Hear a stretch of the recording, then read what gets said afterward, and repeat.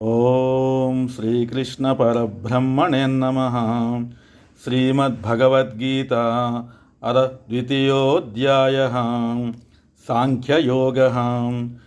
శ్రీభగవానువాచ యోగస్థః కురు కర్మాణి సంగం త్యక్త్వా ధనంజయ సిద్ధ్యసిద్ధ్యో సమో భూత్వా సమత్వం యోగముచ్యతే.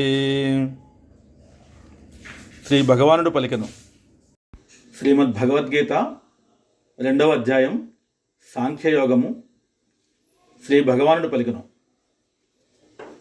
ఓ ధనంజయ, జయాపజయములలో ఆసక్తిని విడిచి సమభావముతో నీ విద్యుక్త ధర్మమును నిర్వర్తించుము.